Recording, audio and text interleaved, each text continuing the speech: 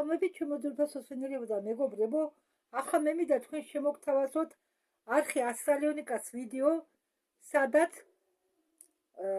ალექს კოლიერი ყვება იმაზე თუ რისთვის მოვედით ჩვენ აქ და ბევრ სხვა საინტერესო რაღაცებსაც. კოლიერი ამბობს, რომ ყოველ კვირას ჩდება რაღაც საკითხები და ხდება ისე, რომ ნებლიეთ თუ უნებლიეთ რაღაც თემას ავდიხართ, არ გინდა თუ რაღაც თემაზე საუბარი. იყო დრო, როდესაც თქვენ ვერ საუბრობდით სატურნზე. ეკითხება წამყვანი, ესაუბრება წამყვანი ალექს კოლიერს, სადღაც ეთიტუთი ახავე გონი ჩერკასოვი ართმევს ინტერვიუს. თუ არ ხსდები. ნუ ვიღაც ეს არ არის რობოტის ნათარგმნი, ეს არის ადამიანის საუბროს, რა თარგმნის ადამიანი. გავაგრძელოთ და ხო და წამყვანი ეუბნება ალექს კოლიერს. იყო დრო, როდესაც თქვენ არიდებდითო თავს სატურნზე საუბარსო და ახლა უნდა გკითხოთო, შეგნებულად არიდებდითო თავს ამ საკითხზე საუბარსო და სხვა თემებთან დაკავშირებით კიდე პასუხებსო, შეგნებულად არიდებდითო თავს. ალექს კოლიერი პასუხობს, რაც ეხებაო სატურნს, მე ვთვლი, რომ არიანო ადამიანები, რომლებიცო ფლობენ უფრო მეტ ინფორმაციას სატურნზე და რომლებიც ახლა იწყებენ საუბარს სატურნზე. მე ვიცი, რომ ცერნი მიზანდასახულიაო ერთ-ერთი სატურნის ერთ-ერთ პოლიუსისკენო, ნუ ამოღებული აქვსო ერთ-ერთი პოლიუსი მიზანში, რა მიზეზითო არ ვიციო, ნუ რაღაც მიზეზითო. სინამდვილეში სატურნი პლანეტა არისო თუ არაო.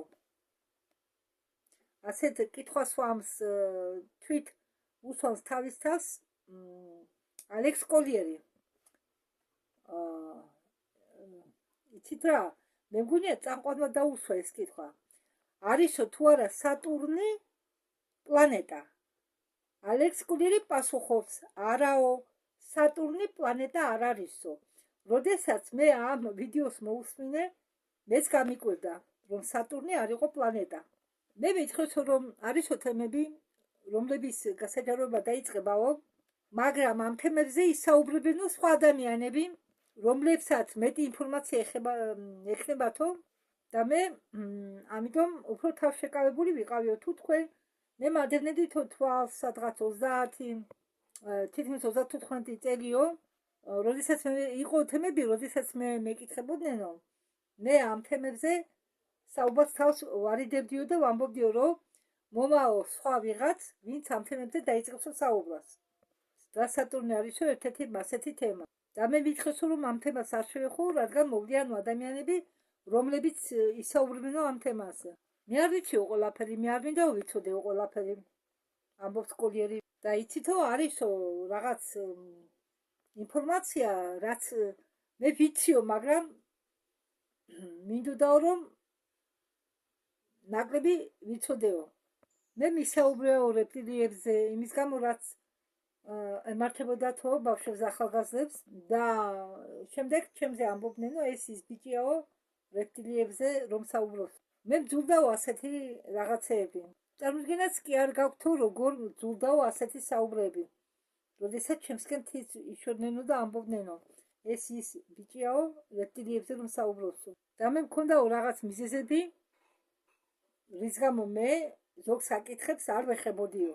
წამყვანი ეკითხება, თქვენ ერთხელ ვთქვითო, რომ თანამგზავრი განიმედი ეს არის ხელოვნური თანამგზავრი, რა შეგიძლიათო თქვათ გონიმედის წარმოშობაზეო და ვინ ბინადრობდაო ამ ხელოვნურ თანამგზავრზე და როდის გადმოიტანეს ეს ხელოვნური თანამგზავრი გონიმედი ჩვენ ზის სისტემაში. და ეუბნება ალექს, რომ მას არ აქვს ინფორმაცია ამ თემაზე. უпростоრად ალექსი პასუხობს, რომ მას არ აქვს ინფორმაცია გონიმედთან დაკავშირებით. ეს ინფორმაცია ჩემთვის არავის გადმოუცია. მე არ ვიყავი ამ თანამგზავრზე, მაგრამ მე ფრენის დროს მის სიახლოვეს, ესე იგი, გამივლიაო. მე ვიცოდიო, რომ გონიმედზე იყო ბაზა და ეს ბაზა იყო პოზიტიური ძალების ბაზა.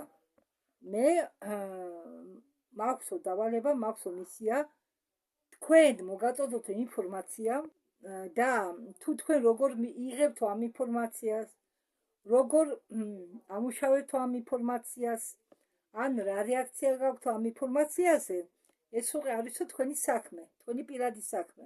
მაგრამ ეს ყველაფერი შეიძლებაო შეადაროთ იმას თუ რა ხდებაო დღეს, დღევანდელ დღეს. ფილმივით ყველაფერი თამაშდებაო ჩვენ თვალის წინ, რომ ჩვენ გავიგოთო რა ხდებოდაო აქამდე და რა ხდება ახლაო. ჩვენ ვყავდათო წარსულში ისეთი ბოროტი მასწავლებლებიო, რომ ჩვენ კარგად შევისწავლითო ყველაფერი, გავუძერითო ყველაფერი, ყველაფერს გამრავდითო და არ არის აუცილებელი ყველაფერ ამას დაეთანხმო. ჩვენ შეგვიძლიათო გავერთიანდეთო და ამ ბნელი ძალების წინააღმდეგ ვიბრძოლოთო. ჩვენ შეგვიძლიათო ცხოვრება გვერდით-გვერდ და ჩვენ შეგვიძლიათო შექმნათო მშვენიერი ცხოვრება, არა მხოლოდ ჩვენთვისო, არამედ მომავალი თაობებისთვისო. ჩვენ შეგვიძლიათო მომავალ თაობას დაუტოვოთო მშვენიერი ცხოვრება და ჩვენი მისია შედგებაო იმაში, რომ ბატკნები გაიზარდუნო ლომებად. ხო, წამყვანი ეკითხება, მეო გავიგიო რომ ჩინეთმა ჩამოწერაო ვალი ყველა ქვეყნებისო და თავიდან აუშვაო ახალი ვალუტა, რომელსაც მიამაგრაო ოქრო. ჩინელმა უხუცესებმა გააკეთესო ეს. ხომ არიცითო თქვენ რას იგულისხმებაო ამაში? მე ალექს კოლერი პასუხობს, მე მყავდაო მეგობარი გვარი დამავიწყდა, კაი გვარს ამნიშნულობა აქვს და მან მითხრა ამის შესახებო და მას ჰქონდა საშუალება გამთავრებულიყო ჩინეთში და იქ შეხვდაო, შეხვედროდაო ერთ-ერთ ოჯახს. ამის მიზეზი იყო ის, რომ მან იყიდა ჩინური რკინიგზის ობლიგაციები და მან მითხრა რომ ეს იყო ძალიან საინტერესო, ისო წაიყვანესო სადღაც შორეულ რეგიონში ჯერ თვითმფრინავითო და მერე მატარებლითო, შემდეგ იმოგზაურაო მანქნით და ჩაიყვანესო ადგილზე, სადაც იყო უზარმაზარი ყანა, არ ვიციო რა ეთესათო იქა, თუ რაღაც იყო დათესილი, იქ იმხელა ადგილი იყო, რომ მხოლოდ ხარიდან თუ ნახავდიო ნორმალურად მასშტაბებს, იქ არისო შესასვლელი მიწისქვეშა გარაჟებში, ამ ყანების ქვეშ გარაჟის კარები იხსნებოდა, შენ შედიოდიო, გააჩერდი მანქანა, შემდეგ გამოხვიდოდი, შენ შედიოდი პირველ კარებში, შემდეგ მეორე კარებში, შემდეგ აღმოჩნდებოდი უზარმაზარ მიწისქვეშა ღრუში, რომელიც იყო გავსებული ოქროთი და ეს მეგობარი იყო ასეთ ორ ადგილას და ეს ადგილებიო იყო ძალიან უზარმაზარები და ოქრო ისეთ მანძილზე უпроსორად ეს ოქროცავსე ტერიტორია იმხელა იყო, რომ ბოლო არ ჩანდაო და მაგათმა იქ ძალიან ბევრი ოქრო შეინახესო, რის წამოღება შეიძლებოდაო იაპონიიდან მეორე სამამულო ომამდე, რადგან იაპონელები მოვიდნენ იმისთვის, რომ ჩინელების ოქრო მოეპარა და ჩინელებმა გადამალეს ოქრო და ის ოქრო, რომლის შენახვა ჩინელებმა ვერ მოასწრეს, იაპონელებმა წაიღეს. იაპონელებმა წაიღეს ძალიან ბევრი ოქრო და ოქროს დიდი ნაწილი იყო ჩამარხული ფილიპინებზე, ფილიპინის კუნძულებზე და ჩემი მეგობარი იყო სრულ შოკში. როდესაც ის დაბრუნდაო, ის უნდა გამთავრებულიყო ფილიპინებზე, რომ რაღაც საქმე დაესრულაო იმისთვის, რომ შემდეგ შეძლებოდაო მათთან რაღაც საქმის დახურვა. და როდესაც ჩემი მეგობარი წავიდაო, გაემგზავრაო ფილიპინებზე, ის გახდა ავათო. მას დაემართა რაღაც იშვიათი სისხლის დაავადება და დასავლეთში ვერ გაუგეს თუ რა ჭირდა და არაფერი შველოდა და როდესაც ის დაბრუნდაო ფილიპინებიდან, ის მოხდაო ძალიან მალე. და მე ჩემი მეგობრისგან ვიციო, რომ ოჯახებიც არსებობენ, ოქროებიც არსებობენ, ვინ არიან ისინი? მე ზუსტად არ ვიციო და ამ ოჯახების საგვარეულო ხაზი შეიძლება აღწევდესო 7-8000 წელსო და ოქროს ნაწილი შეიძლება წარსულში ეკუთვნოდა ტარტარიასაცო. რადგან ჩემმა მეგობარმა მითხრაო, რომ ის ოქრო, რომელიც მან ნახა, გამოიყურებოდა ისე, რომ ამ ოქროზე არ იყო ჩინური სიმბოლოები. დაღათხო ასმავენ რაღაც ემბლემას. იქ ჩინური ემბლემები არ იყო, ჩინური სიმბოლოები, მაგრამ იყო სხვა სიმბოლოები. და მცველი, რომელიც იყო იქ და ანახებდა ოქროს, გვითხრაო ჩვენ, რომ ის ეკუთვნოდაო უпроსტად, რომ ეს ოქრო მოიტანესო ჩრდილოეთის იმპერიიდან, ანუ ტარტარიიდან. ხო, ყველამ ერთმანეთს დახედაო, რადგან დღესო ის ტერიტორიები, რასაც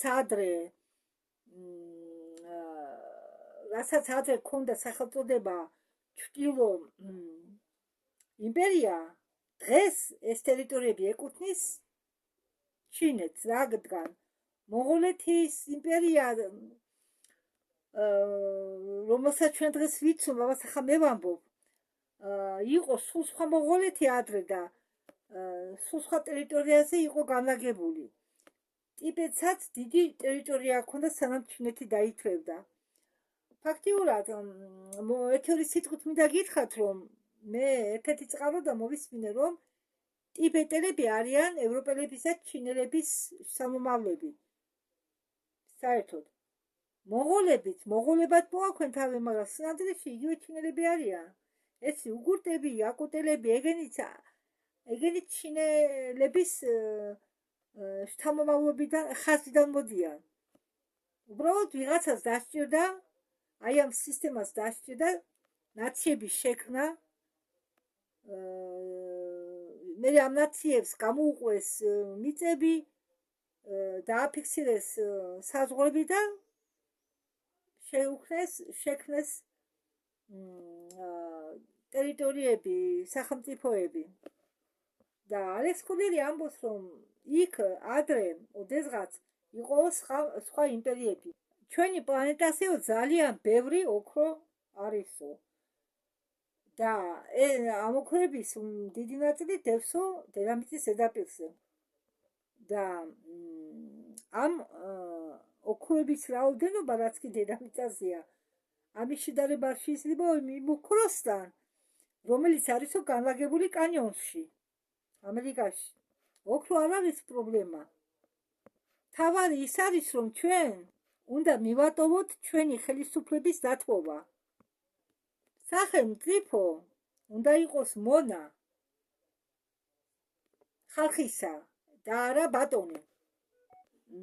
დღესო პლანეტაზე იმდენი ცუდი რაღაცები ხდებაო და ბევრი ამას არ აქცევს ყურადღებას და ის ადამიანები, რომლებიც ამას ყურადღებას არ აქცევენო, იმას მეტ ბოროტებას ჩადიანო, ვინც ამას ყველაფერს აკეთებსო. ჩვენ გვინერგავდნენ, რომ ყველაფერი რაც უცხო პლანეტარულია, მოდის ეშმაკისაგან. და ადამიანებსო აქვთ წესიო თაყვანის სცენო იმათ, ვინც არიანო მაგათზე უფრო დიდები. ან თაყვანის სცენო იმათ, ვინც მაგათზე მაღლა დგავარიან რაღაცით. ამიტომ მაგათმა გადაწყვიტეს კულისებს მიღმა მუშაობა და აგზელებენ ამის გაკეთებას. სანამ არ დადგება დრო, როდესაც ცნობიერების რაღაც განსაცვლელი პროცენტი ამ პლანეტაზე იქნება მდგომარეობაში მიიღოს ის ფაქტი, რომ ჩვენ არა ვართ მარტონი და არასდროს არ ვიყავით მარტონი. და ჩვენ გავიგებთ ისტორიის ორივე ვერსიას. ჩვენ გავიგებთ რეგრესიულების ისტორიას და რა არის ამასთან დაკავშირებული და ჩვენ გავიგებთ პოზიტიური მხრის ვერსიას და ყველაფერს დაკავშირებულს ამასთან. უბრალოდ თქვენ უნდა გაიგოთ, რომ ყველაზე ცუდი ხეცობა დედამიწაზე არის, უბრალოდ მე არასდროს გადავთარგმნი ახლა. უბრალოდ ყველაზე ცუდი რამ რაც ხდებოდა დედამიწაზე, ჩვენ ვუკეთებდით ჩვენ თავს. კი, მაგათმა ძალიან ბევრი ცუდი რამ ჩაიდინეს, მაგრამ ყველაზე დიდი ბოროტება ჩვენ ჩავიდინეთ ჩვენი თავის მიმართ და ერთმანეთის მიმართ. ჩვენ მოგვიწევს ამის აღიარება, ჩვენ მოგვიწევს ამასთან დაკავშირებით პასუხისმგებლობის აღება. და მე ამიტომ ხშირად ვახსენებ ჯორჯ ხარისონის სიმღერას, სანამ ჩემი გიტარა წყნარად ტირის, თქვენ უნდა მოусმინოთო ამ სიმღერის სიტყვებს. ეს სიმღერა არის დღევანდელ დღეზე დაწერილი. ეს სიმღერა არის დღევანდელ დღეზე. და იმაზე თუ როგორები გახდით ჩვენ, როგორ ავწდით გზას. არა, ჩვენ არა ვართ ტუკიაკები, მაგრამ ჩვენ ვართ მეამიტები. ჩვენ ვიყავით მეამიტები. ჩვენ შევიცვალეთო, ჩვენ ჩვენი საკუთარი თავები გამვრდეთო, რადგან ჩვენ დაგვარწმუნესო. პირიქით დაგვარწმუნესო ბევრ რამეში. ამათთან დაკავშირებითო მე მახსოვს საშინაო დავალება ყველასთვის. მე არ ვიციო ეს ადამიანი ახლა ალბათ ვიღაცას ახსენებს ახლა. ცოცხალი არისო და საერთოდ თუ არისო ცოცხალი ან სად არისო, მაგრამ იმ დროს, როდესაც ზახარია სიჩინი წერდა თავის ვერსიას დედამიწასთან დაკავშირებით, მეორე ადამიანი აგრეთვე ამ დროს წერდა წიგნებს, რომელსაც მე თვლი, რომ ეს წიგნებია ძალიან ფასეული. ეს არის ედემის ღმერთები, უილიამ ბრენდლის ავტორისა. შემდეგ ალექს კოლერი ამბობს, რომ ჩვენი ჰიბრიდული, ისევ ამერია. ალექს კოლერი ამბობს, რომ ჩვენი სხეული ეს არის ჰიბრიდული სხეული. მე არ გულისხმობ სულს, მე გულისხმობ ავატარს, ფიზიკურ სხეულს, რომელშიც დღეს ჩვენ აქ ვიმყოფებით. და ჩვენი სხეული არის ჰიბრიდული უცხოპლანეტარული სახეობა. აი, ვინც ვართ ჩვენ? ჩვენ ვეძებთ უცხოპლანეტელებს და ჩვენ თვითონ ვართ უცხოპლანეტელები. ჩვენ ვართ ჰიბრიდული უცხოპლანეტარული არსებები და ჩვენში არის მინიმუმ 22, მაქსიმუმ 26, 28, 32 შეიძლება იყოს. არიან კი მასეთები გენები უცხოპლანეტელებისა, რასებისა. ეკლესიამ ეს ყველაფერი იცისო. იყავით დარწმუნებული იმაში, რომ ეკლესიამ ეს ყველაფერი იცისო. მაგათმა ჩვენ არ გვითხეს ამის შესახებ. და როგორ უნდა მოიქცეო, როდესაც შენ ამდაგვარი რაღაცა გებულობო. და როდესაც შენ პრაქტიკულად აცნობიერებ, რომ ყველაფერი რაც გასწავლეს, სხვათა შორის მე მინდა დავამატო, რომ მარტო ჩვენი თაობა კი არა, ჩემი თაობა არა, ჩემი შობლების თაობა, ჩემი ბებია და ბაბუის თაობა, სამი თაობა გვატყუებდნენ. კიდევ ბებია და ბაბუის შობლების თაობა, 4 თაობა, შეიძლება 5 თაობაც შედის. შეიძლება 6-იც, არ ვიცი. ჩვენ გვატყუებდნენ და როგორ უნდა ვიცხოვროთო ამის შემდეგ? და თქვენ მარტო არ ხართო, ჩვენ ყველას გვეხებაო ეს. ბევრმა იცისო ეს, ბევრი ახლა იწყებს ამის შესახებ ინფორმაციის მიღებას. ბევრი იყო წინ არისო წასული და ბევრი ინფორმაცია აქვს მიღებული. მე ვთქვიო, რომ ასეთი ინფორმაციის მიღება ბევრ ხალხს გაუჭირდებაო. გაუჭირდებათ იმის მიღება, რომ ჩვენ თვითონ ვართო უცხოპლანეტელები. ჩვენ სხეულში უკვე არისო galaktikების რაღაც ნაწილი და ეს სასწაულიაო და ეს ცუდად არისო.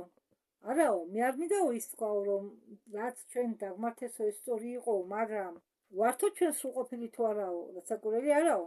დედამიწა გახდება ცენტრი, სადაც შეიკრიბება ყველაფერი საუკეთესო, ყველა უცხოპლანეტელები. ეს არის ახალი საწყისი და აქ უკვე ხელისუფლება იქნება ჩვენ ხელში და არა ვიღაცის ხელში. წამყვანი ეკითხება ალექსიო, ყველა ადამიანი გამოცდისო სასიკვდილო მომენტს, მისთვის რომ გამოიღვიძოსო, იგი აქ იგულისხმება კლინიკური სიკვდილი. არაო, რატომ უნდა მოგდეთო ჩვენ ეს ან სიკვდილი? არაო, რატომ უნდა მოგდეთო ჩვენ იმისთვის რომ გამოფხიზდეთო ან გამოღვიძოთო სულიერად? არაო. დღეს იბადებიანო ბავშვები, რომლებსაც აქონო დენივის სამი სპირალი. ჩვენ გვყავსო ბევრი ადამიანები, რომლებიც სხეულის მიღმა გამოცდილების შემდეგ იხოცებენ, რომ ისევ და რომლებსაც ახსოვთო ყველაფერი. ჩვენ გვყავსო ხალხი, რომლებმაც გადაიტანა კლინიკური სიკვდილი და დაბრუნდნენ უკან და შეითვალისწინონ, მაგრამ ეს იმას არ ნიშნავს, რომ ეს გზა ყველასთვის არისო. ყველა არ არჩევდაო ამ გზას, მაგალითად მე არ ავერჩევდიო. მაგალითად მე არ ალექს კულერი გულისხმობს სასიკვდილო გამოცდილებას. მე არ ავერჩევდიო ამ სასიკვდილო გამოცდილებას. კარგით, მე ახლა ბოლომდე არ ჩავედი, იმიტომ რომ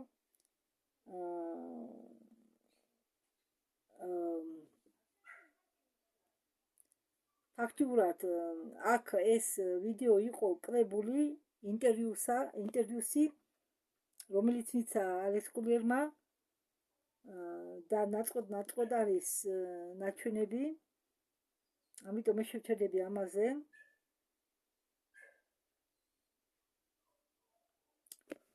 დიდი მადლობა ყურადღებისთვის, მადლობთ დროებით. იდეა მე თქვა დროებით და თქვი მეორედ მადლობა. არა უშავს. 1000 ჯერ გეტყვით მადლობას ჩემო მსვენელებო.